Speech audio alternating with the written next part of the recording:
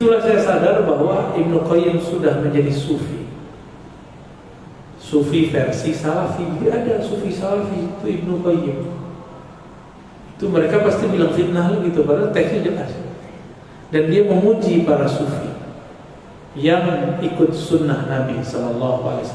Jadi dalam konsep mereka ada sufi yang nggak ikut sunnah, tapi dalam konsep saya nggak ada sufi yang ikut sunnah. Kalau nggak ikut sunnah ya nggak sufi. Suka film, kayak antum suka film Korea.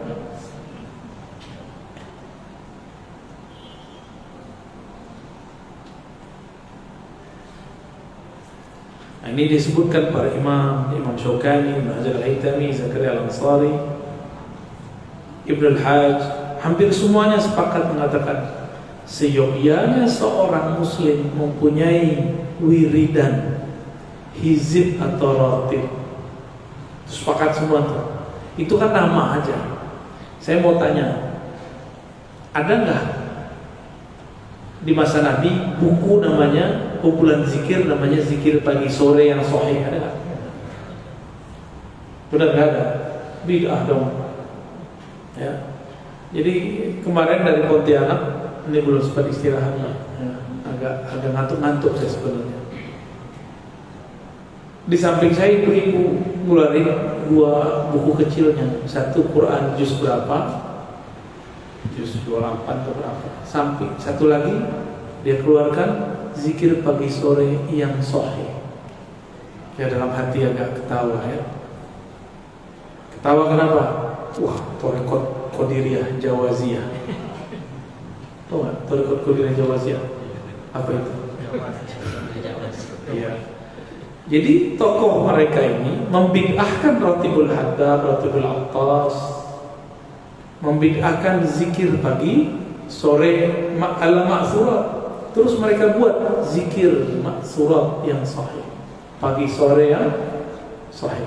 Terus dia susun mulai dari ayat, terus zikir dari hadis. Aneh mau tanya sama antum nih, Nabi begitu nggak susunan zikirnya? Begitu nggak susunan zikir Nabi? Atau itu ijtihad si mursyid baru itu? Ijtihad ini dia buat thariqat baru tuh ya. Gimana kira-kira? Mereka membid'ahkan sesuatu lalu mereka membuat sendiri gitu. Dibaca di waktu pagi dan sore. Jadi susunan zikir itu bukan datang dari Nabi. Susunan zikir itu yang menyusun adalah ulama. Hadis Nabi kan nggak begitu. Antum kalau pakai hadis Nabi repot karena ada kalimat qala hadatsana Abdullah ibn itu. Qala hadatsana Al-Humaydi, qala hadatsana Sufyan, qala hadatsana Yahya Sa'id al-Qattan. Qala hadatsana qala Rasulullah sallallahu alaihi wasallam. Jadi hadis, kalau pakai hadis gak mungkin, karena akan membacakan ranji-ranji silsilah. Yang ada zikir itu disarikan dari Quran dan hadis. Karena hadis itu salah satu isinya adalah sanad, itu bagian dari hadis. Kalau Quran kan kita sudah dapat teksnya aja, padahal ada sanadnya juga. Bisa nggak kita nih buat ratib sendiri? Boleh. Pak Fatullah nih buat zikir ratib al-Fathiyah. Boleh. Masalahnya siapa yang membaca kan? Antum aja baca sendiri. Sama murid-muridnya 1-2 orang adalah ya. Apalagi namanya Romi buat kumpulan zikir. Ya udah, ratib ar-Romiyah, ar-Romawiyah. Namanya Bejo, Ratib al-Bajawiyah. Kan begitu jadinya. Ya sama zikir pagi sore itu, makanya saya candain itu namanya Ratib Thariqah Qadiriyah Jawaziyah. Karena dia habis membid'ahkan Ratibul Haddad, Ratibul Attas, terus dia buat sendiri. Ya salam. Imam Nawawi punya kitab Al-Azkar. Tapi isinya masih ringkasan riwayat, masih bab. belum kumpulan zikir, baru ada namanya Hizib An-Nawawi. Itu pun beda dengan kitab Al-Azkar An-Nawawi. Di Indonesia ini lumayan banyak sebenarnya yang buat ya. Misalnya kalau di Lombok itu pendiri NW itu dia kumpulkan beberapa hizib panjang sekali. Hizib Nahdlatul Watan namanya, panjang sekali. Saya beberapa waktu yang lalu ketemu Kiai juga ngasih buku kumpulan zikir-zikir dia, panjangnya, ya setebal buku itu, setebal buku antum. Kalau melihat begitu, kapan mau mulai? Mulai dari mana? Mau dari tengah, depan, belakang, kan bingung. Datanglah orang kepada Nabi, wahai Rasulullah, inna syara'i al-Islam qad kathura 'alayya. Syariat Islam kebanyakan, zikir kebanyakan. Terus yang mudah apa? Kata Nabi, la yazalu lisanuka ratban bi dzikrillah. Kamu banyak-banyak aja dizikir. Zikir apa aja? Bingung dia. Ya. Orang kita kan maunya zikirnya ditentuin. Datanglah orang ke Al-Habib Abdullah Al-Haddad, ya, dari beliau Hadramaut. Beliau ini buta. Yang nanya bisa lihat, tuh lebih canggih yang buta kan. Kadang-kadang orang kalau kolbunya bercahaya, ketajaman kolbunya mengalahkan orang yang melihat cahaya. Itulah Al-Habib Abdullah Al-Haddad. Apa kata mereka? Wahai Al-Habib, tolong kumpulkan bagi kami zikir-zikir yang mudah kami baca, kami bawa pulang kampung. Maka diimblakkan oleh beliau berdasarkan ilham-ilham yang dia terima di kumpulan hadis-hadis tadi. Ratibul Haddad kan pendek sekali itu aja masih protes tuh orang baca tuh. Ya salam. Ada kawan saya meruqyah pakai maksurat Hasan Al-Banna, tapi dia bid'ahkan roti, kan jahil dengan itu. Lebih dulu Al-Haddad kali daripada Hasan Al-Banna. Tidak ada masalah, antum mau pakai maksurat Hasan Al-Banna boleh, tapi gak usah bid'ahkan yang lebih alim daripada Hasan Al-Banna, yang lebih wali daripada Hasan Al-Banna, yaitu Al-Habib Abdullah Al-Haddad, wali kutub di zamannya. Itu lucu ya. Jadi sebenarnya Ratibul Haddad bisa dipakai ruqyah. Cuma kalau pakai ruqyah ada hembusannya, begitu ya. Yang cuma baca doang, ntar dibaca ulang sama dia. Apalagi dia ikut majlis Ratibul Haddad Al-Fathiyah ya.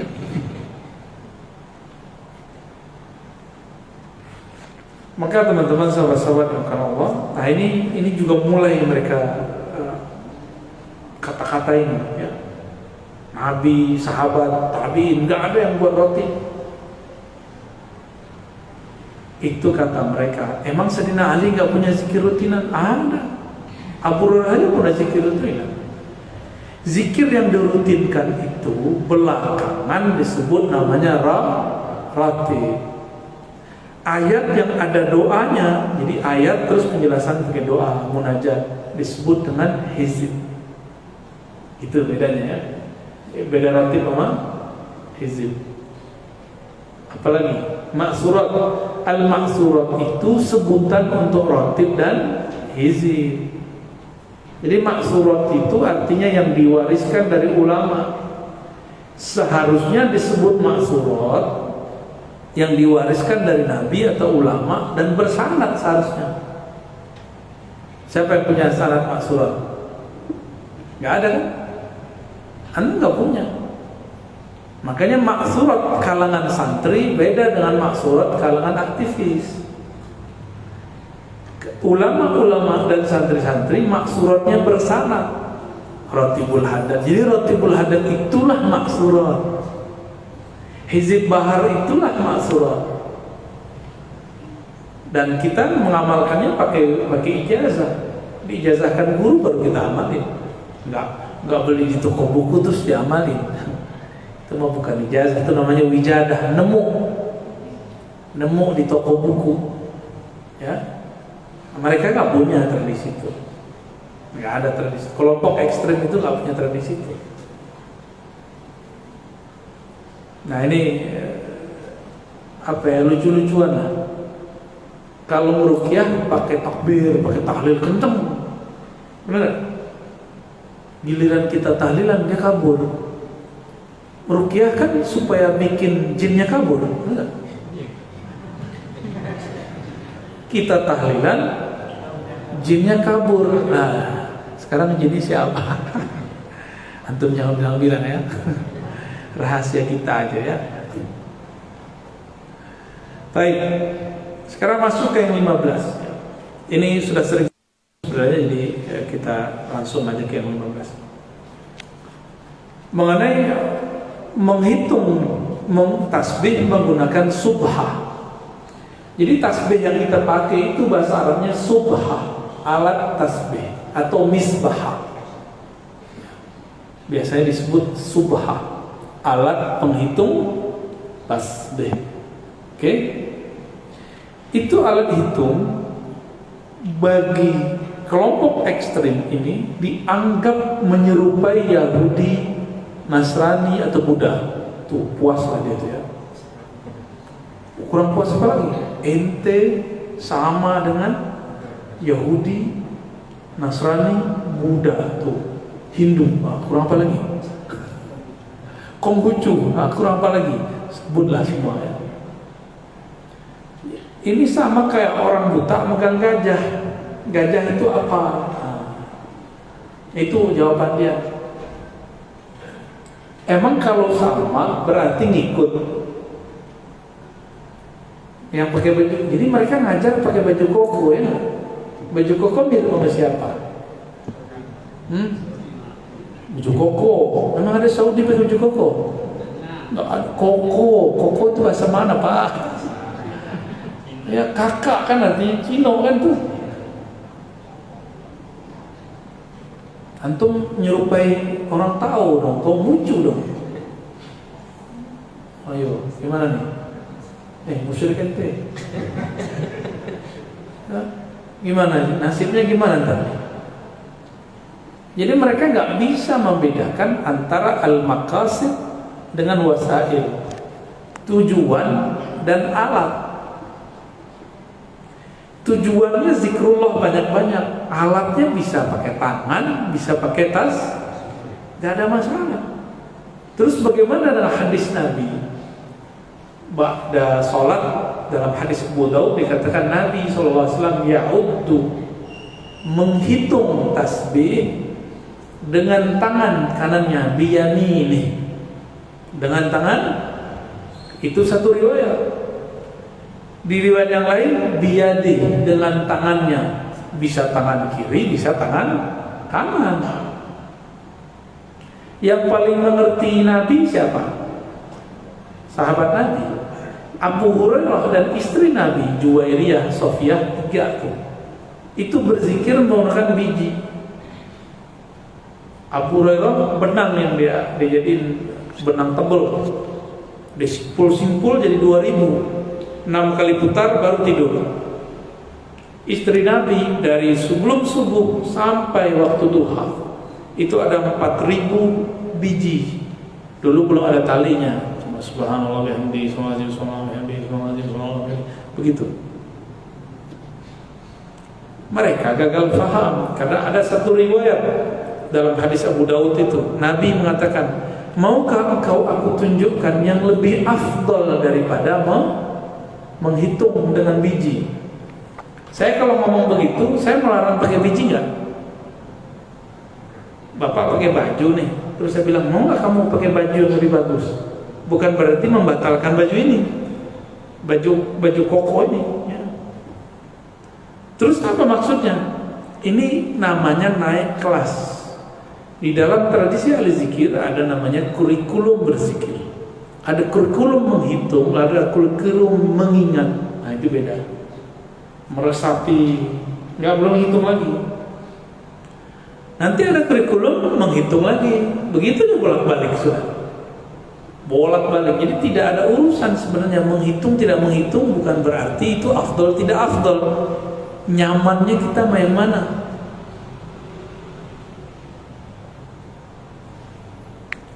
Jadi mereka melihat zahir terus langsung hukumkan secara yang mirip. nggak konsisten lagi. Bilangnya mirip Yahudi. Kita udah ketemu Yahudi kok. Udah ke Hebron, ke Tomb of David. Gak ada tuh yang pakai tasbih. Ada sebagian Nasrani, tapi di ujungnya ada salibnya. Beda lagi dengan Hindu, Buddha, beda-beda tuh. Kesamaan ini bukan berarti agama mereka saling tiru-meniru. Nggak ada urusan. Justru itu besar kemungkinan kalau agama itu dulu sama-sama bersumber dari Allah. Itu besar kemungkinannya.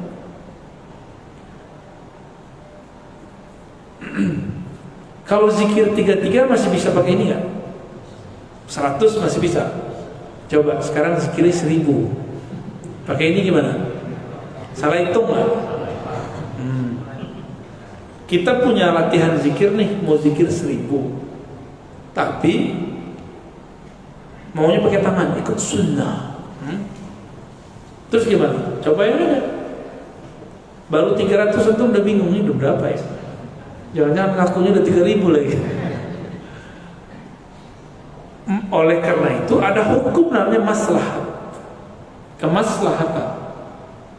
Jika menggunakan biji tasbih itu membuat kita sadar dengan angka-angka dan tidak salah terhadap jumlahnya, maka dia menjadi afdal mustahab. Maka beliau mengatakan, Syekh Ali Jum'ah, menggunakan biji tasbih adalah mustahab, dianjurkan, bukan makruh.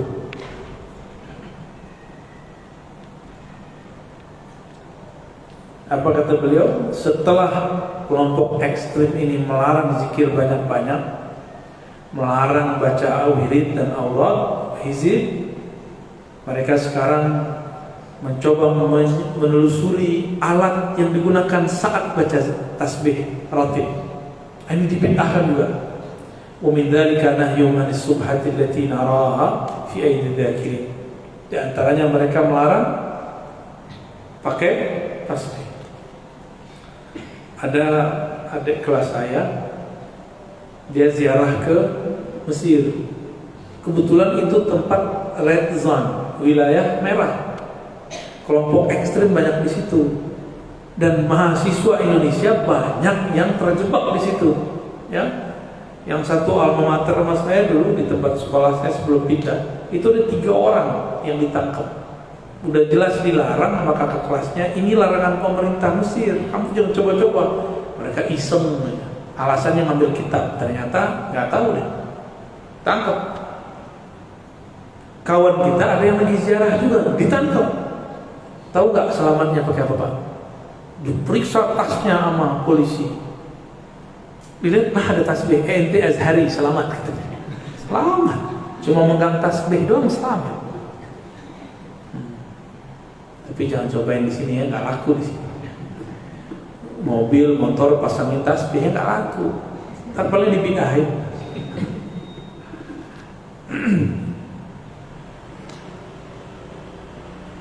Jadi dalam satu riwayat Nabi berkata kepada istrinya, "Ukhbiruki bima huwa aisar alaik min hada aw afdal." Maukah kamu aku tunjukkan kurikulum berikut yang lebih mudah dan lebih afdal? Lebih mudah dan lebih afdal. Kalau ngerti bahasa Arab, ini larangan pakai tasbih atau cuma menunjukkan opsi-opsi? Opsi aja. Katanya mereka orang Arab. Enggak. Ini buku yang saya baca itu ada hukmu tasbih atau subham wa hukmuha. Kita punya Pak, buku ini tipis sekali.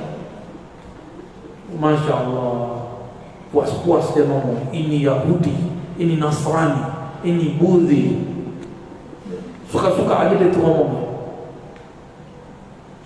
Lalu pakai hadis, man tashabbaha biqaumin fahuwa minhum. Siapa yang menyerupai satu kaum, bagian dari mereka. Mereka lupa kalau banyak dari sisi tubuh mereka itu menyerupai Yahudi.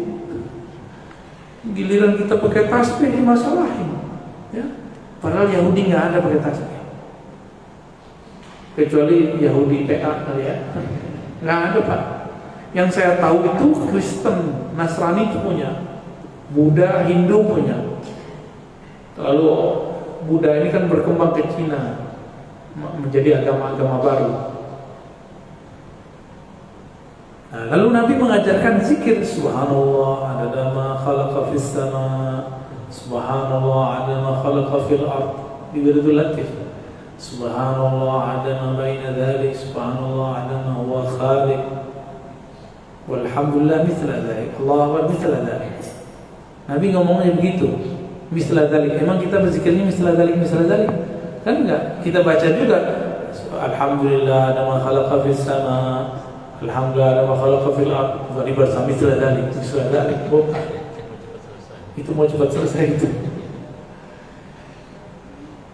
Seandainya itu makruh dan haram, tentu Nabi bilang, ya Juwairiyah, ya Safiyah, ini tasyabuh, ente Yahudiyah.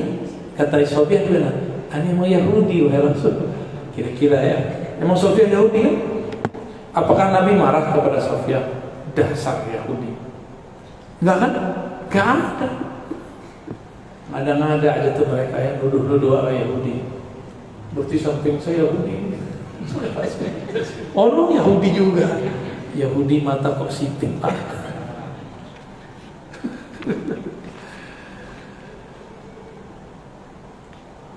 Nah, ini kalam dari Syekh Al-Jum'ah, kalam penting.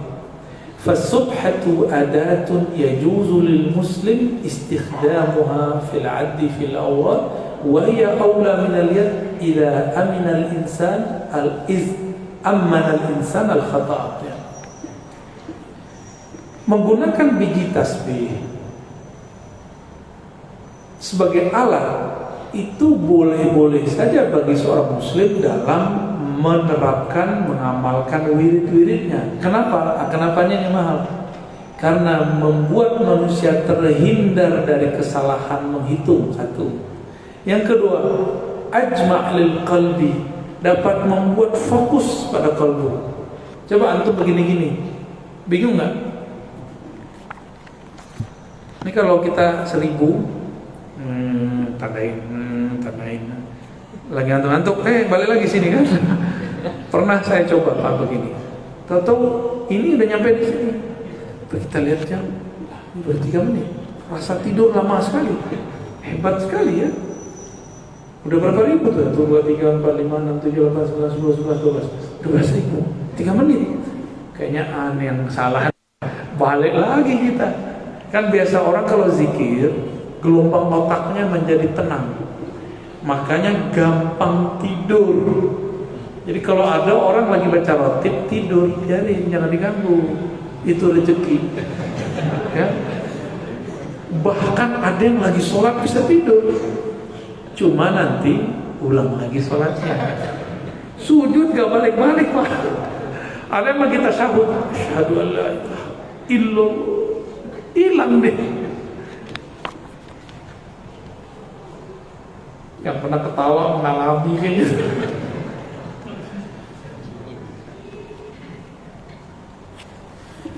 Tujuan adalah zikir kepada Allah sebanyak-banyaknya. Ini tujuan, maksud.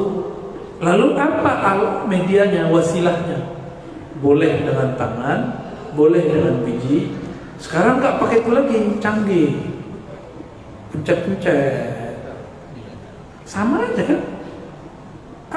Apa bedanya? Kan sama aja. Tapi orang-orang yang safih, tahu safih? Antum baca terjemahnya. Qalilul fahmi, ya, sangat sedikit fahamnya. Jahilun murakkab, gagal fokus. Udah jelas zikir nggak fokus diangkat alat itu. Yang penting zikirnya banyak.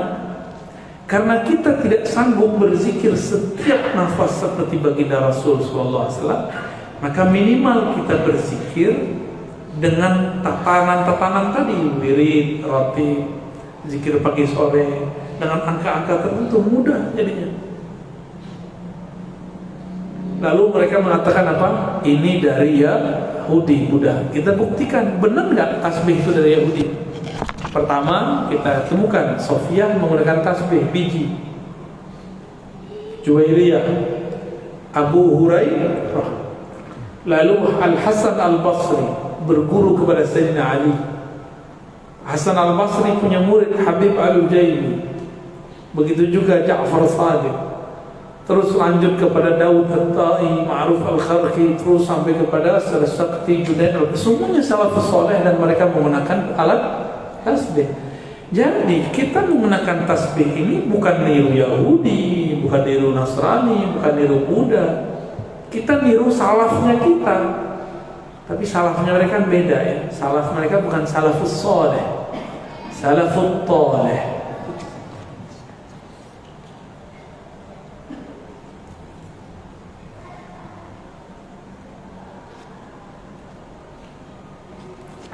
Namun ada satu riwayat dari Abu Dawud. Jadi dulu sahabat tuh zikir aja semua. Gitu aja zikir. Nah, kan Nabi bilang, kamu ajak tanganmu, karena semuanya dimintain syahadat. Maka bertasbihlah sahabat pakai jari. Itu ada tekniknya, Pak. Ada riwayatnya cara itu. Ini 10 jari itu ada, atau pakai ini aja ada. Apakah begini dari atas ke bawah atau ke bawah? Itu semuanya ulama yang menjelaskan, ya.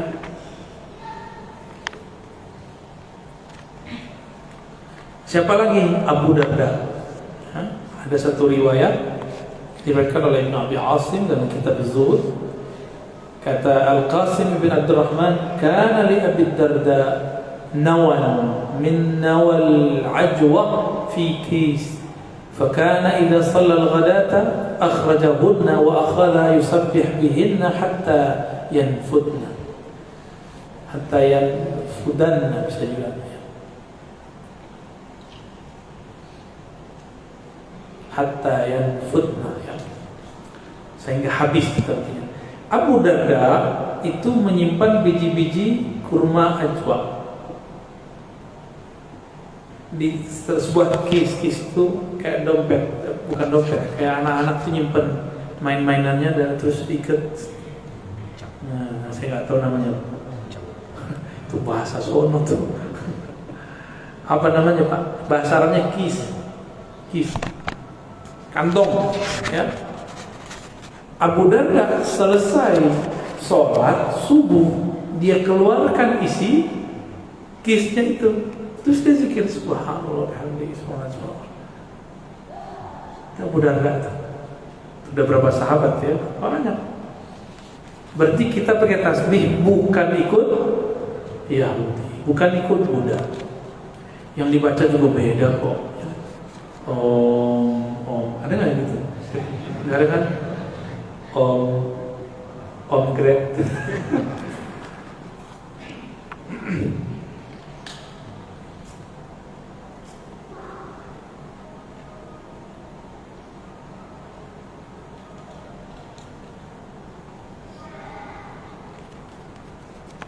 Disebutkan, nah ini versi riwayat dalam kitab Hilyatul Awliya. Abu Hurairah punya cucu namanya Nuaim. Nuaim meriwayatkan bahwa kakeknya Abu Hurairah kana lahu khaytun fihi alfa uqdah. Alfa alif. Abu Hurairah punya tali atau benang tebal yang disimpul 2000 simpulan.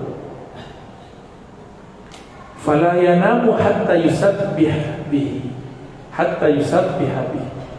Dia tidak bisa tidur kecuali selesai bertasbih menggunakannya. Di riwayat Abu Nu'aim yang lain dan Ibnu Sa'ad disebutkan berapa kali putar dia, 6 kali putar, berarti 12.000. Ditanya oleh yang lain-lain, kenapa kau zikir 12.000? Jawaban dia apa? Aku ingin berzikir sebanyak kira-kira nafasku. Itu filosofi Abu Hurairah. Gimana? Kalau gitu Abu Hurairah mirip Yahudi ya? Mereka sembarangan mengeluarkan kata-kata itu. Kita dulu cuma bahas jenggot, ngamuk. Tapi dari dulu awal mereka masuk ke negeri ini, mereka bilang tasbih kita mirip Yahudi. Kita ngamuk-ngamuk. Enggak, baru aneh kan yang membahas sama teman-teman beberapa. Ustadz-ustadz yang lain tiarap. Sayang sekali. Ya saya menghimbau lah ustaz-ustaz, ayo rame-rame, nggak usah takut ditinggal jamaah. Jamaah hilang terganti jamaah baru lah, nggak akan hilang. Buktinya tambah rame aja kan. Dulu cuma berapa, tambah rame. Artinya jangan-jangan selama ini kita takut gak enakan sama orang, kelompok minoritas ini, ya.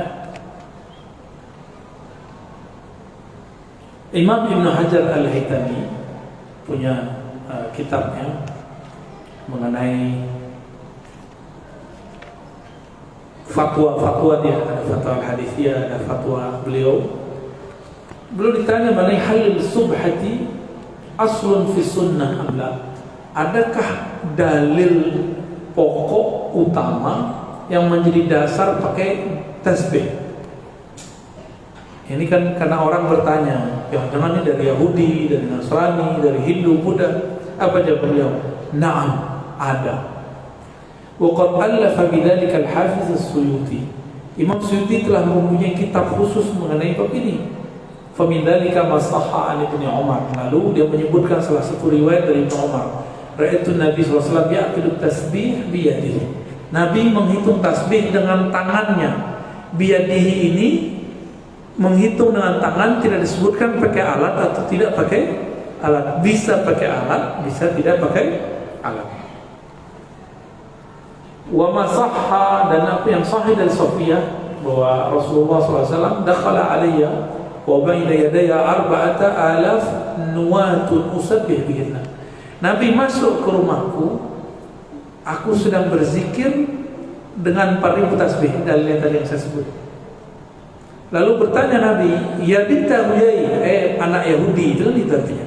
Huyai kan Yahudi, mati. Dia Yahudi yang menyerang Nabi, mati dia, kalah. Ya binta Huyai, ma haza, ada apa ini? Kok banyak amat nih? Biasa suami nanya sama istri, boleh nggak? Boleh kan? Ini bukan pertanyaan marah. Qultu usabbih bihinna, aku bertasbih dengan ini wahai Rasulullah.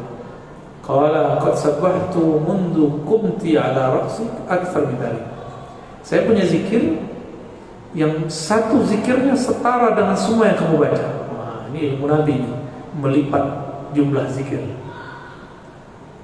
Qultu, berkata Safiyah, alimni ya Rasulullah, ajarin dong wahai Rasulullah. Ini dalil minta talqin. Kalau sudah punya zikir boleh minta zikir lagi. Sampai guru kita bilang gantian baru atau apa. Quli, Nabi mengatakan subhanallah adama khalaqa min syai'. Bacalah olehmu, maha suci Allah adama khalaqa min syai', sebanyak yang dia ciptakan, sama kayak yang tadi. Subhanallah adama khalaqa fis sama, sama.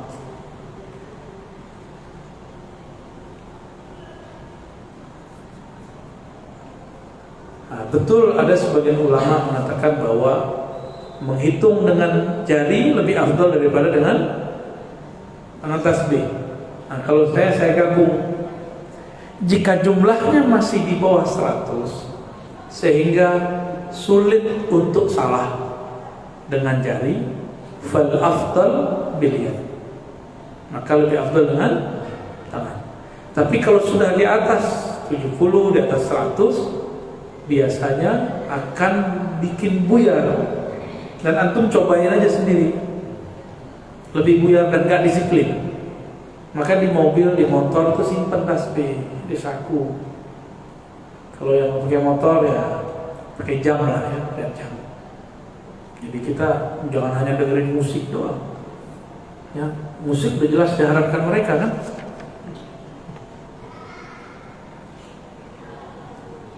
Nah, ini masih banyak Abu Darda, masih banyak lah. Maka teman-teman, kita nggak pakai hadis palsu untuk tasbih. Ada sebuah hadis palsu, ni'mal mudzakkir as-subha, itu hadis palsu.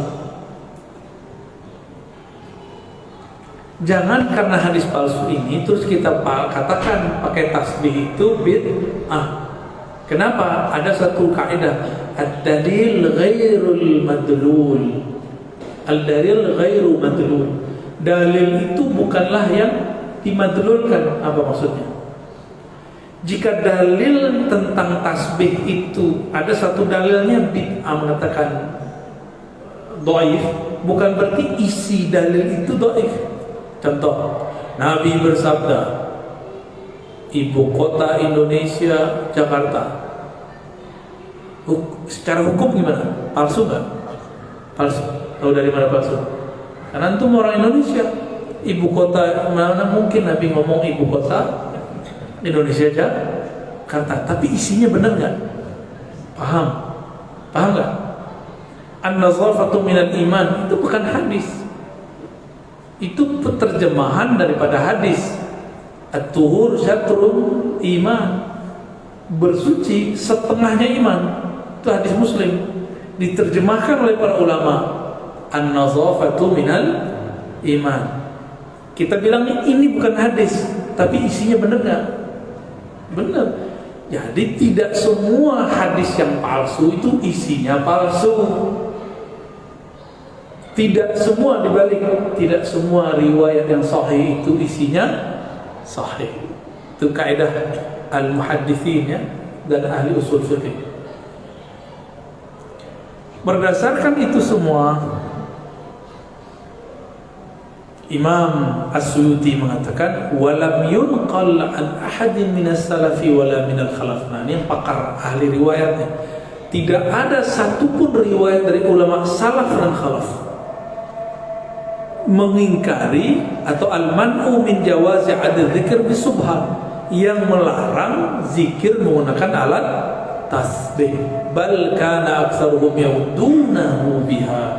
Justru sebaliknya, mereka malah banyak yang menggunakan alat tasbih. Ini yang ngomong siapa? Imam Suyuti. Terus datang Albani bilang itu bid'ah. Antum ikut siapa? Imam Suyuti atau Albani? Serius? Hah? Benar? Hatta Syekh bin Baz aja longgar. Albani aja yang agak saklek karena dia pakai riwayat yang palsu itu. Karena dia tidak mendalami usul fikih dari Syekh Usuli, Syekh yang pakar usul fikih. Begitu jadinya. Ya. Nah, kita ngkritisi begini, ini aneh menghina Albani ya atau mengkritisi aja? Cuma mengkritisi, di mana menghinanya?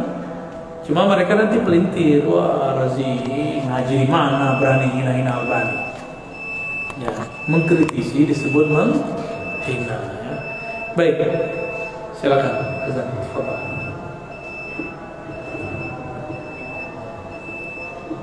Atau aneh yang azan?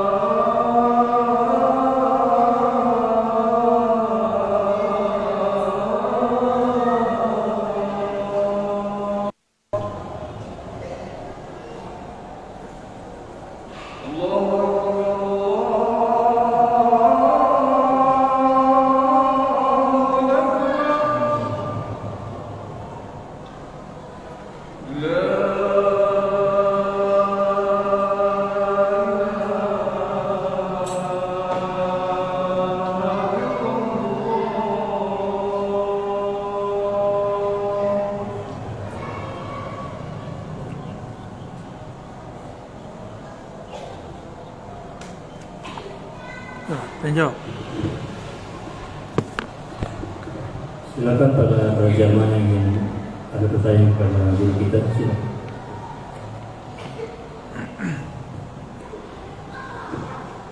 Sesuai tema ya.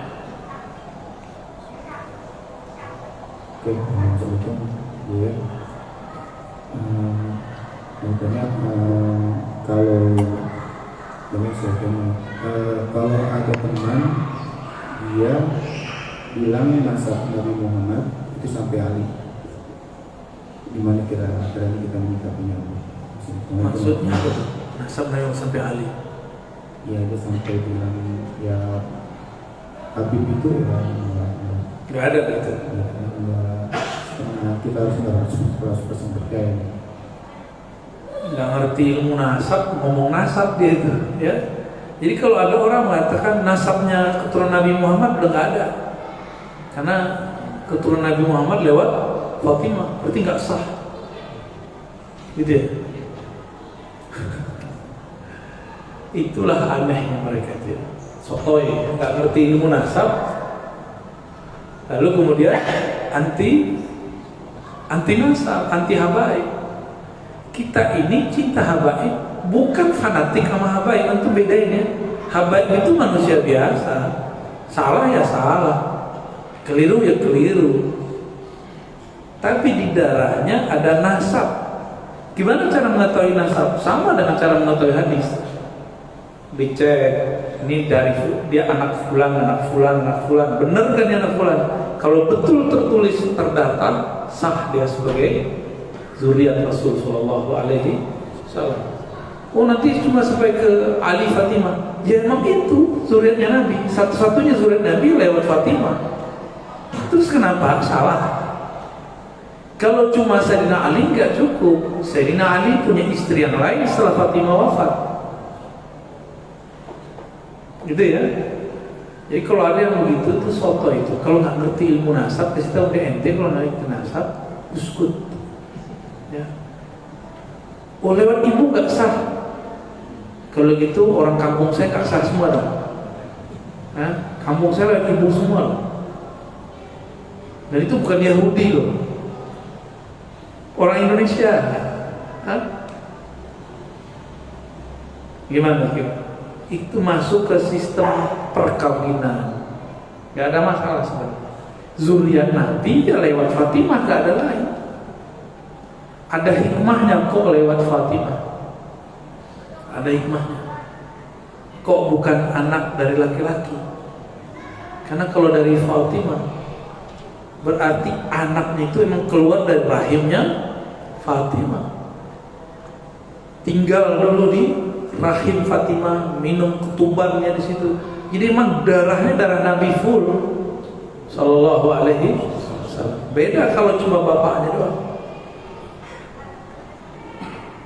Para zuriat Nabi ini Allah setting lah supaya nasabnya terjaga. Maka muncullah yang lebih fanatis lagi daripada orang suku saya. Di suku saya itu kalau nikah dengan selain Minang laki-laki nih, mereka kebalikan perempuannya. Oh itu bisa rame. Di dato-datonya itu rame. Lumayan apa lah ya, jadi masalah. Apalagi kalau anaknya itu berprestasi, sekolah tinggi, terus nikahnya bukan sama orang kampung, itu bisa rame tuh. Nanti dicari-cari aja kesalahannya, anak ente nggak ada sanatnya lagi, nggak ada nasabnya. Sama Syarifah ini dibalik. Ini cara Allah aja untuk menjaga zuriat Nabi ini. Kan nggak ada larangan sebenarnya Syarifah nikah sama siapa aja, nggak ada kan? Tapi itu masuk ke dalam hukum urfiyah yang ada dalam zuriat mereka. Sebenarnya nggak ada. Cuma untuk cari di Quran, Sunnah nggak ada. Kalaupun ada, saya pastikan hadis palsu. Hadis palsu semua. Boleh kita ada hadis di sini. Ya. Tapi kan ini jadi unik. Jalur Ba'lawiyah ini atau Hasaniyah, Husainiyah ini kan jalur ayah ya. Benar? Seandainya Syarifah ini nikah sama laki-laki, ini nggak nambah loh dan nggak ngurangin, malah nambahin campuran ahwal dengan asyrafnya nah. Karena nanti yang akan selanjutnya kan dari sisi laki-laki. Tapi begitu cara Allah nyeting mereka sehingga terbuat kondisi Syarifah aja nggak boleh nikah kecuali dengan Syarif. Saya ngobrol juga sama Habib-Habib yang lebih merdeka cara berpikirnya. Kamu setuju nggak dengan pendapat Habib Fulan? Enggak. Kenapa? Temanku, sepupuku, Syarifah Fulana sampai sekarang sudah umur 30, 40 belum menikah. Karena belum ketemu Syarif Sayyid yang mau nikah dengannya. Terus Syarif Sayyid yang ditunggu kemana? Nikah dengan perempuan yang bukan Syarifah, ya salam. Jadi itu pertanda bahwa ya ini ijtihad ulama dari kalangan Ba'lawiyah. Ya kita menghargai itu. Antum jangan coba-coba minat juga tuh nikah sama Syarifah ya. Kecuali terpaksa ya. Oke.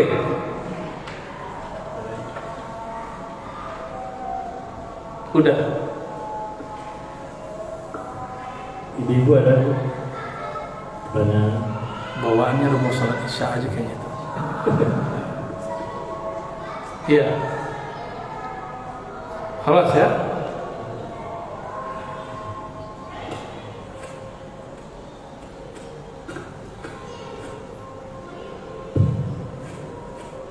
Assalamualaikum warahmatullahi wabarakatuh. Buya, saya mau tanya perihal kadang kita suka dengan entah Habib suka bertemu dengan Habib atau ustadz-ustadz yang insya Allah dekat dengan Allah. Terkadang kita kena efeknya apa? Wah, merasa apa namanya bukan diagukan gitu, jadi kita tertunduk hati kita. Satu sisi terkadang kita sholat biasa sama Allah nggak seperti itu gitu. Apakah hal itu normal atau enggak? Iya, baik. Kalau luar dari konteks. Assalamualaikum warahmatullahi wabarakatuh. Dekat dengan guru, habib, kiai yang wali itu sama dengan antum dekat dengan sumber sinyal. Ini ilustrasi biar gampang. Kita punya handphone, kita mau nelfon orang. Ketika kita nelfon orang jauh dari antena pemancarnya, itu kacau nggak? Ya WA-nya, telepon pakai WA ya, wah itu putus-putus. Ini ilustrasi aja. Ilustrasi aja. Bahwa Syekh, Mursyid, Habib, Kiai yang alim billah, yang takut kepada Allah, yang arif billah, itu mereka adalah pemancar-pemancar nurnya Allah. Maka dekat dengan mereka membuat rohani kita seperti berenergi. Dan itu memang sudah sunnatullah. Makanya ulama kita mengatakan al-isnad minatin, bersanad bersilsilah. Biar kolbu ini kan bisa nyambung dengan kolbu. Kalau kolbu ini sudah nyambung dengan kolbu seorang syekh, maka kata-kata dia akan jadi energi. Dekat dengannya akan membuat kita menjadi semangat. Girah beragamanya tinggi. Jauh dari mereka, lemas lagi. Nah, ini ciri-ciri seorang murid belum bisa menjadi seorang guru.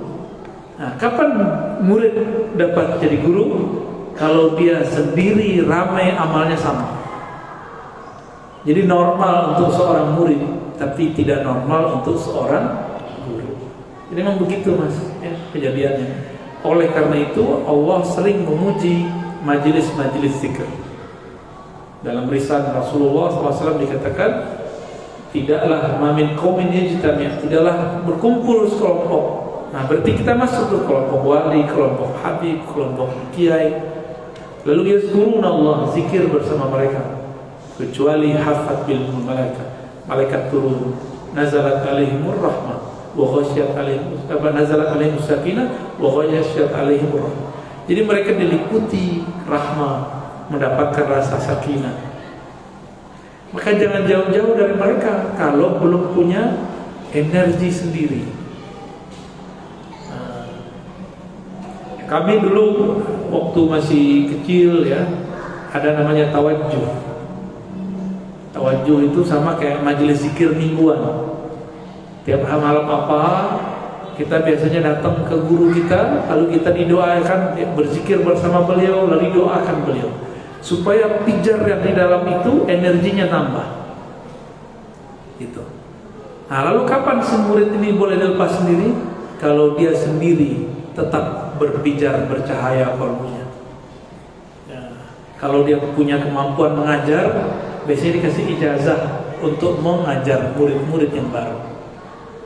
Dinikmati aja mas, emang begitu keadaan kita. Ya. Khalas, cukup ya. Wah, Buya satu pemegang Ratib Al-Fatihiyah. Sudah dengan tema zikir kita malam ini, jika Buya berkenan memberikan kami jamaah satu ijazah. Antum udah dapat ijazah bukan? Baik.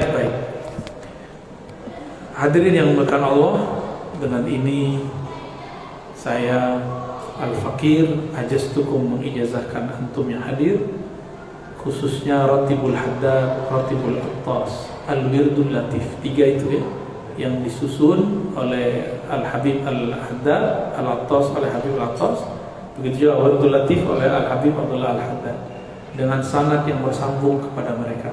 Ajastukum jami'an. Ya. Al-Fatihah. Ya.